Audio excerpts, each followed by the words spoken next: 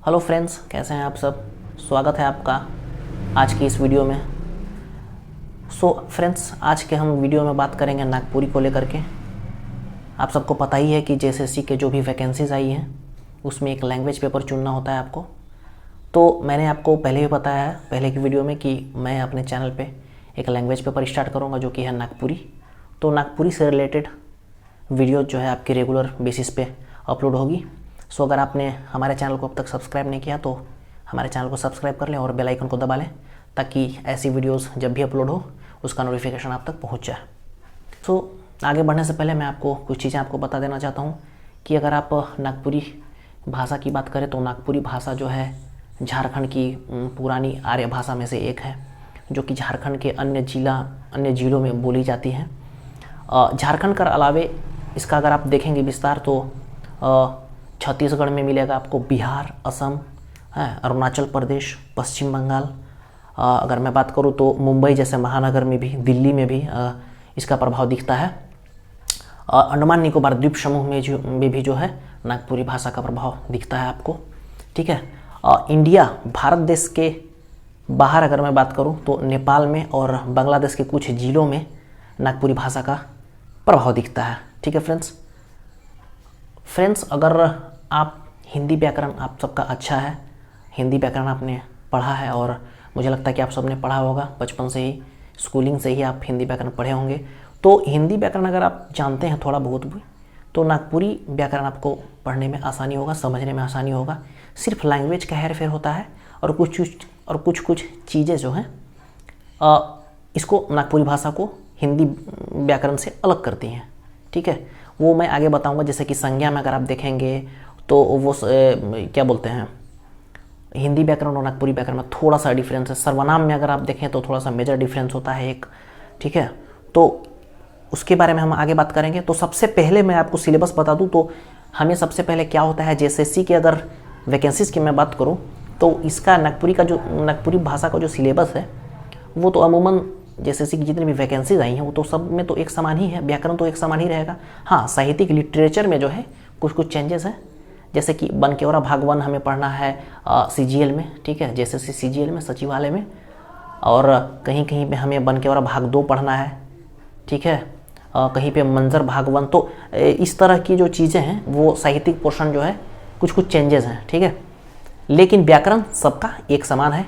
तो व्याकरण में हमें क्या पढ़ना होता है बेसिकली, सबसे पहले जो हमें पढ़ना है वर्ण, संज्ञा, सर्वनाम, फिर लिंग, वचन, कारक, विशेषण, क्रिया विशेषण, अव्यय समास, प्रत्यय, उपसर्ग, प्रत्यय, काल, क्रिया, वाक्य, विलोम शब्द, समानार्थी शब्द, मुहावरे एवं कहावत।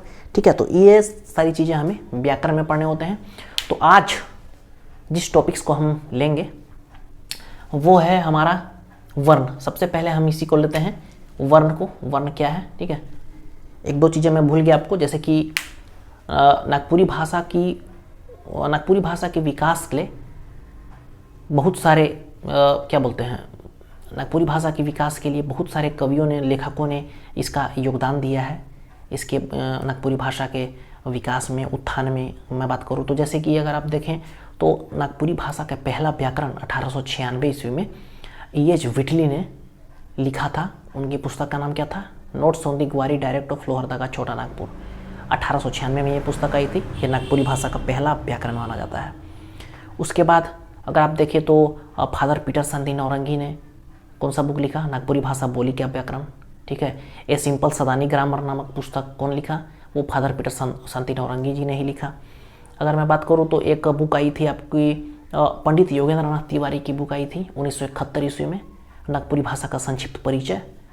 तो वो भी कौन लिखे, वो पंडित योगेंद्र नाथ तिवारी। तो समय समय पर ऐसे बहुत सारे पुस्तकें आई, ठीक है, जो कि नागपुरी भाषा के विकास में सहायक बनी। ठीक है, वर्ण क्या है, अगर मैं नागपुरी लैंग्वेज में इसकी परिभाषा दूं तो नागपुरी भाषा कर दो ही स्वरूप हैं, एक मौखिक और दूसरा लिखित। तो वर्ण की परिभाषा सिंपल यहाँ पे दिया हुआ है आपको, ये मैंने नागपुरी लैंग्वेज में लिखा है।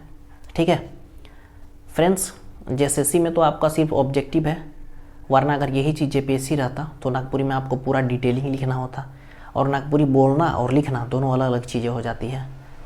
बोलचाल में तो आसान है कि आप कुछ भी बोल के निकल जाते हैं, जैसे हिंदी भी लिखना कितना टफ हो जाता है शुद्ध शुद्ध, तो नागपुरी में भी सेम चीज़ें हैं। लेकिन थैंक गॉड कि JSSC में ऑब्जेक्टिव है, आप इसको देखते के साथ सोल्व कर सकते हैं। तो इसका परिभाषा मैंने लिखा है वो वर्ण का, वो क्या लिखा है मैंने, सार्थक शब्द के सुपट ढंग से लिखे के लिए कुछ संकेत चिन्ह चाहे अक्षर होएला जेके वर्ण कहल जाएला।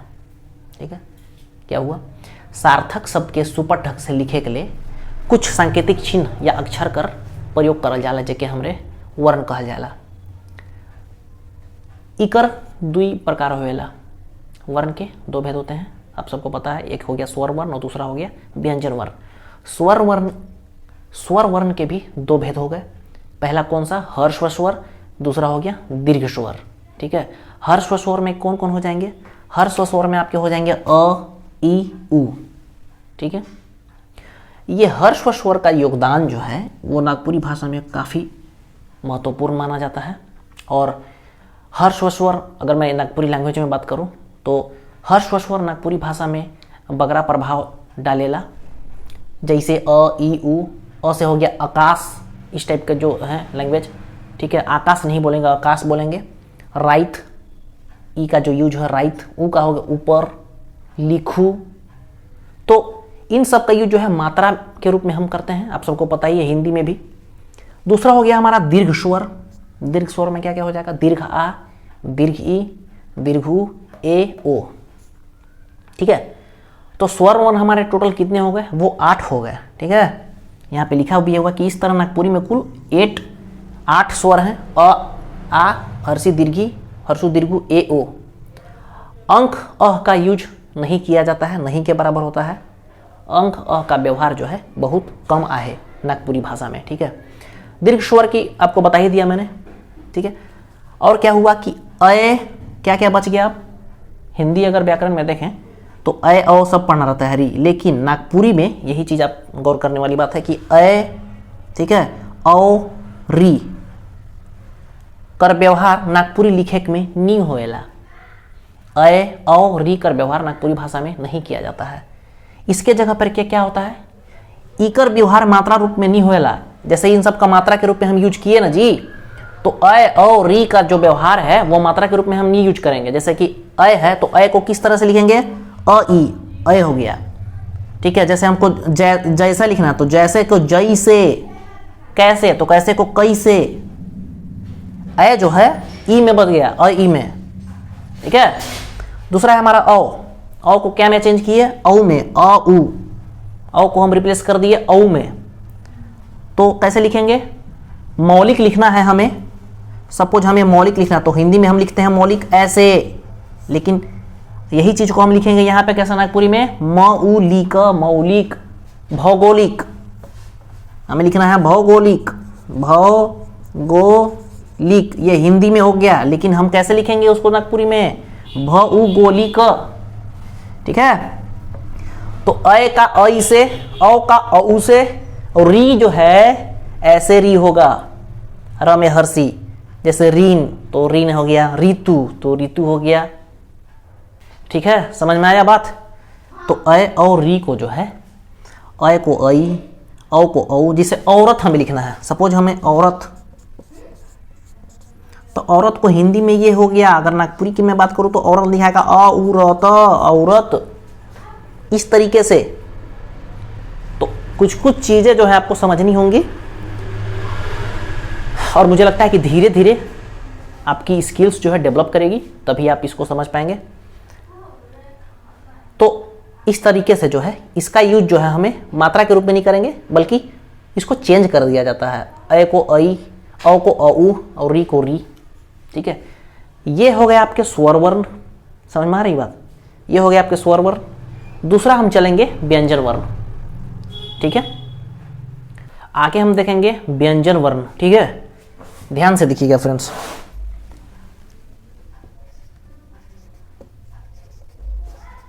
व्यंजन वर्ण। ठीक है, ये हमारा दूसरा हो गया, पहला था स्वर वर्ण, दूसरा हो गया व्यंजन वर्ण। तो व्यंजन वर्ण में क्या क्या है, जैसे कि आपको मैं बताऊं तो व्यंजन वर्ण में अगर मैं बात करूं तो कुछ कुछ वर्णों को छोड़ करके जो है हिंदी व्याकरण के टाइप का ही है। तो वो कौन कौन से वर्ण हैं, जैसे मैं बात करूं तो मूर्धनी न, ठीक है, तालव्य श, तालव्य श, मूर्धन श, ठीक है। इन सब का जो व्यवहार जो है, कर व्यवहार नागपुरी लिखेक में नी करल जाला, नी करल जायला। व्यंजन वर्ण आपको समझ में आया। व्यंजन वर्ण में किन किन वर्णों को छोड़कर, मूर्धनी न हो गया, तालव्य श, मूर्धन श, तो इनके जगह पे क्या लिखा जाता है हमें, आगे देखिए। जैसे अगर मूर्धनी न हो गया तो मूर्धनी न पे जगह पे क्या होता है यूज, ये वाला न, आ रही बात समझ में। तालव्य श है, तालव्य श के जगह पर ये वाला श यूज होगा। मूर्धन श है, मूर्धन श के जगह पर ये वाला श यूज होगा। श के लिए सिर्फ एक स, यही वाला स यूज होगा, ठीक है।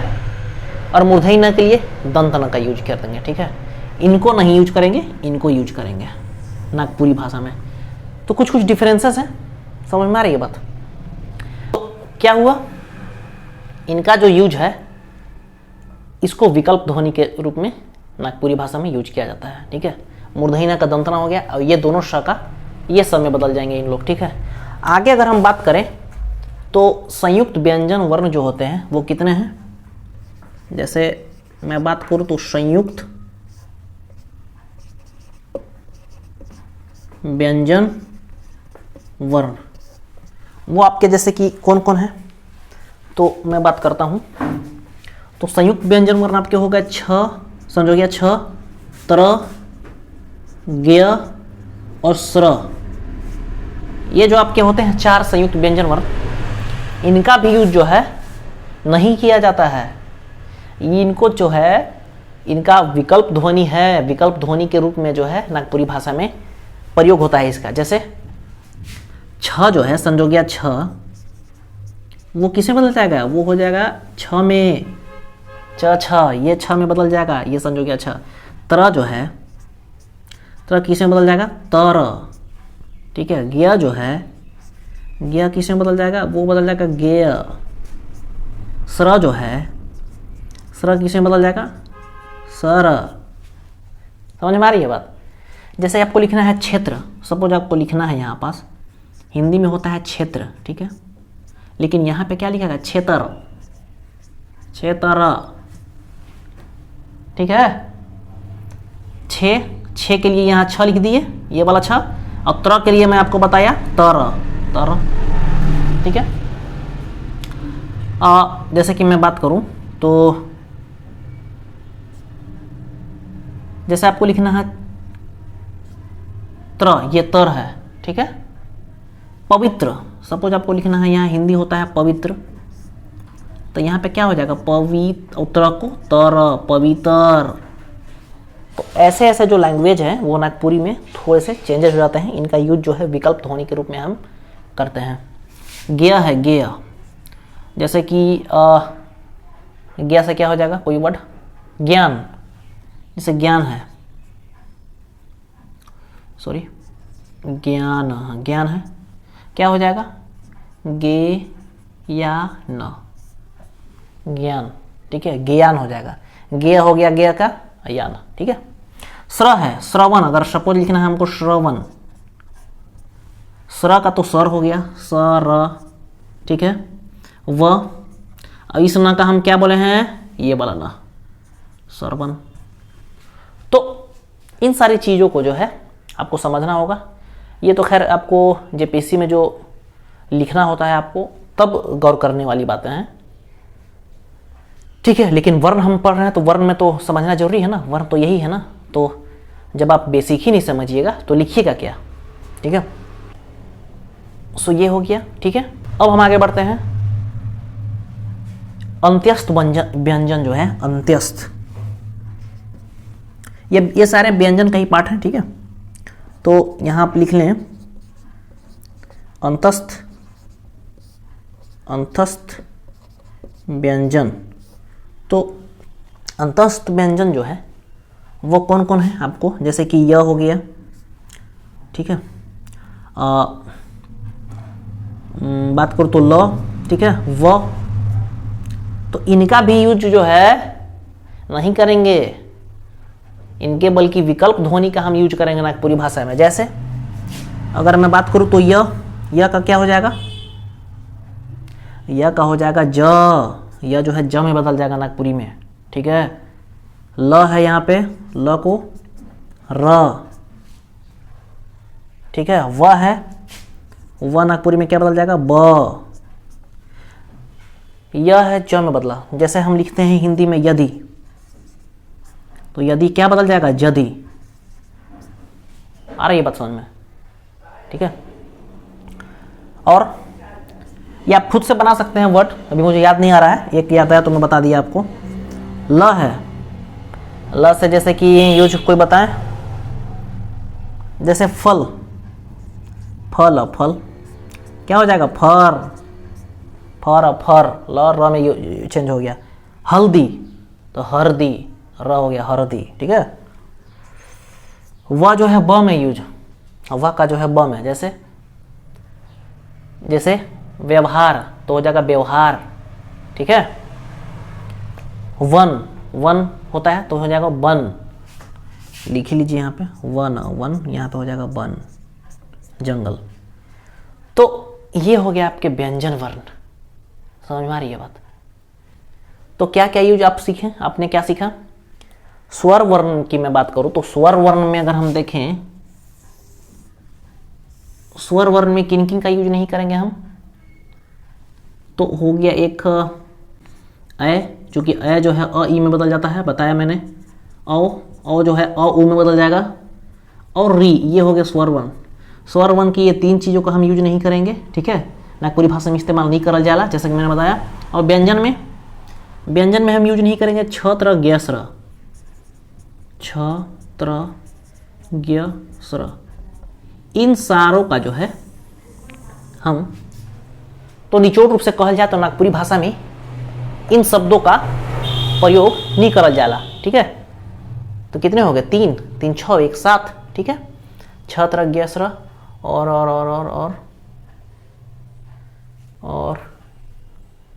और ये तीन आपका, ये तीन छूट रहा है, मूर्धनी न, तालाबेश और दंश, तो 10 हो गए आपके।